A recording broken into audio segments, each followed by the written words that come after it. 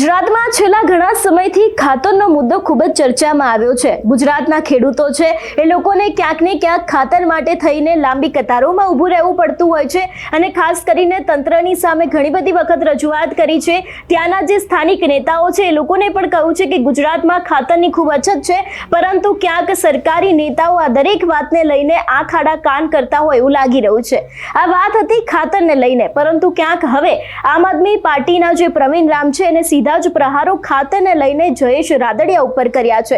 તેમના દ્વારા એવું પણ ક્યાંક કહેવામાં આવ્યું છે કે ભારતીય જનતા પાર્ટીમાં ઘણા બધા એવા નેતાઓ છે કે જે લોકો પોતાને ખેડૂત નેતા માને છે, તો પછી આ ખાતરના મુદ્દે કેમ કોઈ બોલતું નથી। નમસ્કાર, હું હંસિની અને તમે જોઈ રહ્યા છો નિર્ભય ન્યૂઝ। જે પ્રમાણે મેં આગળ વાત કરી એ પ્રમાણે કે આમ આદમી પાર્ટીના પ્રવીણ રામ ખાતરને લઈને હવે મેદાને આવ્યા છે।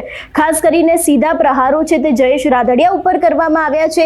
એવું પણ કહેવામાં આવ્યું છે કે ખાતરના ભાવમાં વધારો થયો છે, તો પછી ભારતીય જનતા પાર્ટીના જે ખેડૂત નેતા છે એ લોકો કેમ કોઈ સરકારની સામે બોલતા નથી। આમ તો પોતાને એવું કહેતા હોય છે કે અમે લોકો ખેડૂત નેતા છે, પરંતુ જો ખરેખર ખેડૂતોની ચિંતા થતી હોય તો પછી આ દરેક નેતાઓએ બોલવું જોઈએ, એવા આક્ષેપો છે તે પ્રવીણ રામે સીધા જ જયેશ રાદડિયા સહિત ભારતીય જનતા પાર્ટીના ખેડૂત નેતા ઉપર લગાયા છે।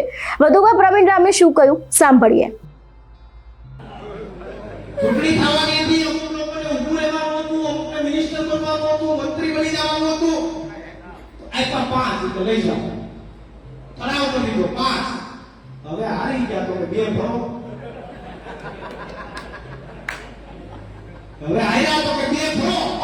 આપણે હવે તમને થોડું કીધું ચૂંટણીમાં ઉભા રહેવા, ઈ તો તમારે ઉપાડો હતો ચૂંટણીમાં ઊભું રહેવું, તો હવે થોડું કીધું 2 ભરો, બાકી 31 પછી કે 13% વ્યાજ ભરો। બોલો હવે શું કરવું? આમાં તો લડાઈ લડવી પડશે। વાત ને બીજી, ભાજપની અંદર ઘણા બધા લોકો ખેડૂત નેતા બનતા ફરે છે। ઘણા બધા નેતાઓ ખેડૂત નેતાઓની પોતાની ઉપલબ્ધિ બતાવે છે કે ખેડૂત નેતા છે। અત્યારે હમણાં ખાતરમાં 130 રૂપિયાનો ભાવ વધારો આવ્યો, ભાજપના એક પણ ખેડૂત નેતા એક મજા અવાજ ન ઉઠાવ્યો। એમાં જયેશભાઈ અને તમામ નેતાઓને હું કહું છું કે તમે ખેડૂતના હિત માટે વિચારતા હોય તો તમારો અવાજ પહેલા આવવો જોઈએ જોઈએ ને જોઈએ। ભલે સત્તામાં બેઠા હોય શું થયું, સત્તામાં પણ અવાજ ઉઠાવી શકાય। તો 130 રૂપિયાનો ભાવ વધારો ખેડૂતો માટે રાખ્યો। આવી તો અનેક પ્રશ્નો, અનેક માથાકૂટો છે ખેડૂતો માટે। યુવાનોની વાત કરીએ તો રોજગારીના પ્રશ્નો, પેપરો ફૂટી જાય, ગમે એટલી મહેનત કરીએ, 5-5 વર્ષથી તૈયારી કરવા માટે બાળકને ગોઠવો હોય, ગમે એવી તૈયારી કરે, પેપર ફૂટી જાય। જેડીસી બેંકની અંદર 25 લાખ રૂપિયા લઈને ભાજપના મળતિયાઓને નોકરી આપી છે। સામાન્ય પરિવારના છોકરાઓ જે હકીકતમાં મહેનત કરે છે, તૈયારી કરે છે, એ બાળકનું શું? ભ્રષ્ટાચારમાં તો તમને બધાને ખબર છે કે કોઈ માયા મૂકી દીધી છે ભ્રષ્ટાચારે।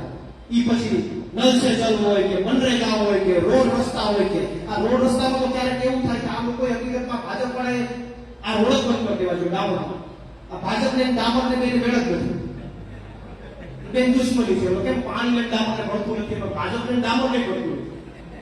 આ ડામરના રોડ બંધ કરી દેવા, એના કરતા આખરી નાખી દે કોઈ સારું થાય। આ ખાડા તો ન પડે, ખાડા તો ન પડે, પણ આને ડામરને ખબર નહીં શું માથાકૂટ થઈ છે, ભેગું જ નથી થતું, ક્યાંય કોઈ જગ્યાએ મેળ જ નથી।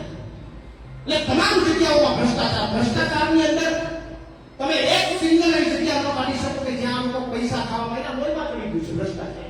હવે ભૂલી હકે નથી, તમે ગમે એટલી રાડો રાખો એ ભૂલી હકે નથી। સરકારી કચેરીમાં જાઓ તો મજા આવે એવા અધિકારીઓ જવાબ આપે, કેમ? અધિકારીઓને એવો છેલ્લો પાવર છે કે મજા આવે એવા જવાબો આપે? એ તો જેથી અમારા જેવા લોકો સાથે સામનો કરવો પડશે તેની ખબર પડશે કે કેવી નોકરી થાય, કઈ રીતે નોકરી થાય। ખોટા ભ્રષ્ટાચાર કરીને સવારમાં તમે સવારે ઉઠી તમારી દુકાનો ચાલુ કરો છો, એ બંધ કરવાના વારા પણ આપણે આવનારા સમયમાં આવવાના છે। તો ખુલ્લે આમ બોલીએ છીએ, ખુલ્લે આમ લડીએ છીએ, પણ મારી આપને એક વિનંતી કરવી છે, એક વાત આપને એટલે ખાસ કરીને અત્યારે હાલ જે પ્રમાણે પ્રવીણ રામનું આ નિવેદન સામે આવ્યું છે એના કારણે રાજકારણમાં પણ ક્યાંક ને ક્યાંક ખળભળાટ મચી ગયો છે. જે પ્રમાણે જયેશ રાદડિયાને આપણે જોતા આવ્યા છે કે ખેડૂતો માટે હંમેશા લડતા હોય છે, એ જ નેતાના ઉપર હવે પ્રવીણ રામે સીધા સવાલો ઊભા કર્યા છે કે જો ખાતરના ભાવમાં વધારો થયો છે તો કેમ સરકારની સામે તેમના દ્વારા કશું બોલવામાં નથી આવ્યું ને ફક્ત જયેશભાઈને, પરંતુ તેની સાથે બીજા ઘણા બધા એવા નેતાઓ છે, એ લોકોને લઈને પણ પ્રવીણ રામે સીધા જ સવાલો પૂછ્યા છે. એટલે હવે ખાસ કરીને જોવાનું રહેશે કે આજે ખાતરનો મુદ્દો ગુજરાતમાં અત્યારે હાલ ચર્ચાનું કારણ બન્યો છે. આ વિષયને લઈને વિપક્ષ મેદાને આવ્યું છે. હવે ક્યાંક આ મુદ્દાને લઈને શું રાજકારણમાં કોઈ નવા જૂની થશે કે કેમ તે પણ જોવાનું રહેશે. તમારું શું માનવું છે આ વિષયને લઈને અમને કમેન્ટ કરીને ચોક્કસથી જણાવજો. તેની સાથે અમારી ચેનલ નિર્ભય ન્યૂઝને લાઇક, શેર અને સબસ્ક્રાઇબ કરવાનું ભૂલશો નહીં. નમસ્કાર.